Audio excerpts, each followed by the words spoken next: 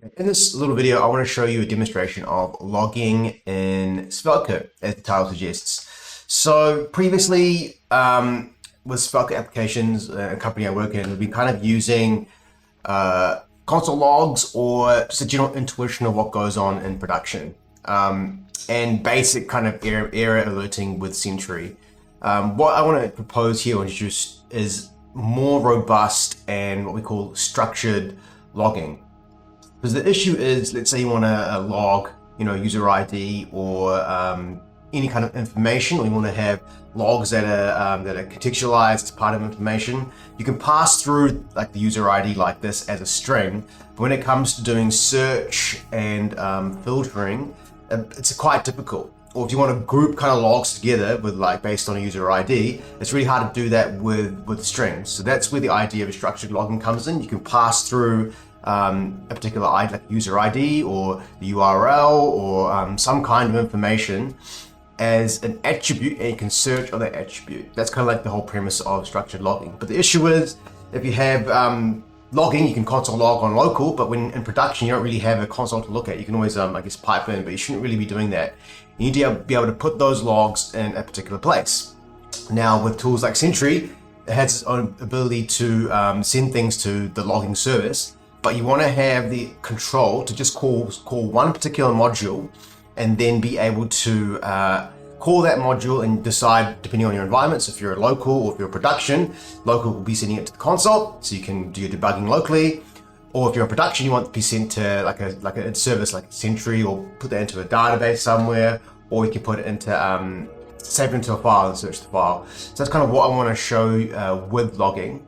Now, a little bit of basics to logging is you've got different types of levels of logging, because obviously you've got this kind of signal to noise ratio problem, right? So you don't want to log everything, because then it becomes really difficult to see what's going on. At the same time, you don't want to log like nothing, right? So you want to have that kind of nice spectrum.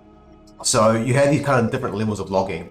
So you can think of the worst possible case as fatal, like your application cannot be used because the database connection is lost, all the way down to trace, if you want to see everything, like a particular trace stack error message that you want to see of some invalidation, like a permission error.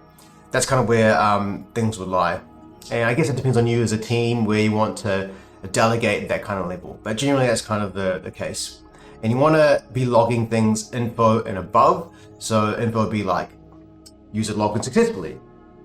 You log that above, and let's say there's a particular error or a particular issue, you can always downgrade it to debug or trace to see what's going on in particular. Or when there's an error that's thrown, you can flush logs all the way from trace and above. Now, what I'm going to demonstrate to you is a logging library called LogLayer that kind of combines these different tools together, so you can have one callable place to call your logs, and you can decide where you want to throw those logs. So they call it transport in LogLayer, but it's where you want to put your logs, if you want to put them into a console for local development or in Sentry or whatever. And we're going to do it with a library called Sentry. So the reason I picked LogLayer was just from Google, found it, and it has pretty cool things, like you can make the terminal nice and pretty when you print things to terminal. On top of that, you have all the integrations like sending it to Sentry or whatever log service that you want to use, or put into a database with a file. And so the example I want to walk through is basically, here's the SvelteKit application. All it's doing is it's coming up with a randomly generated number on the client side. I don't know if you can see it. It probably won't be here, but on the client, it's basically making a call to the page to just generate a random number and then refresh that page. It's doing it every 2 seconds. So let's jump into some of the code. So really simple. I've sort of created a scaffold around a particular library. So we're using LogLayer, as I mentioned before, and we've got 2 main functions. We've got our create logger, which is going to instantiate our logger. Now here we've got an example of using pre-terminal kind of transport, where you're going to sync your logs. You can put anything here you want. You can put Sentry, you can put certain conditions. So if I'm in the developer environment, I only want it to be sent to the pre-terminal. If I'm production, I just want it to be sent to Sentry. So you can change that around there. I really like this pretty simple terminal, because you can change the theme, for example. There's also like a more upgraded version or more upgraded plugin of this version. It's called Get Pretty Terminal. And essentially what you can do is it saves it to a database, so it provides you filtering. But we're going with a simple example for now. And here, this is kind of like magic. So as a bit of a side, I want to introduce you to the idea of async local storage, which I think is really cool. So essentially what we're going to do is we're going to create a default logger. And then if what async storage does, and I'll show you in an example a bit later, is that essentially if we're within a request, it will check the store, the synchronous store, and if there's a logger already there, it'll give you that logger. So we can add context to that. That's where the power comes in. If not, then we're going to just give you the default logger with no context. So a lot of functions that we run would be run from a request, versus there'll be functions that, like for example, if you're setting up like an email consumer, or setting up a service that's outside of request, like connecting to a database, for example, that's where you don't get that context. That's run outside the request. But when you're within the request, you're able to get the store, which provides you with the context. And I'll show you that in a second. And then instantiating the async local storage is just as simple as this here. Let's get rid of that. Just as simple as basically creating the async store. Now, if we go to the hooks, so that's where the magic is. I've got this thing called a clock value. We can ignore that now. But if we come down here, I've created a custom handler. And basically with that handler, we can provide a request ID. So with that request ID, I'm able to, I can add it to the context. So any function or any log that's within that request logic, I can tie that in or group it together with this particular request ID, which makes it really easy. Let's say you've got some sort of bug, you can kind of see all the logs associated with that particular request, why that was a 500 error, and I'll show you that in the logs. You can also see here I've created some more kind of data that we can add, or metadata that we can add to the context. So you can see here, this is where we create our logger in the handle, and then we attach the context, which would just for now be a request ID, but you can add more things like user email or user information, or the route, for example, if you're interested in knowing what route they're at.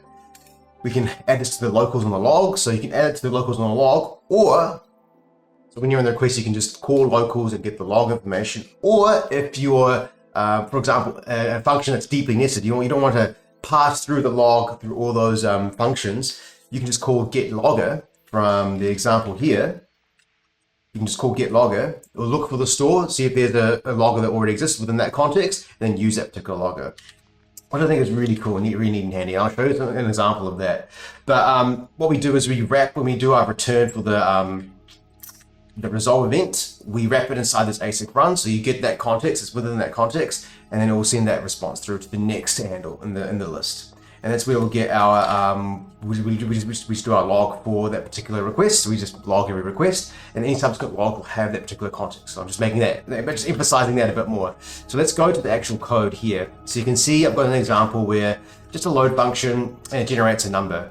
Now I've added some logging here, and you see if we go to the generate number, instead of passing the locals log, which we have here, I'm just calling get logger. And because this function runs inside this load function or given this request, that log will call the async store, and it will get the log with the context in it. And I'll show you that in just a moment. So if we go to the actual console logging, so if I just close this, and what I'll do is restart the server, just so we've got a clear blank slate.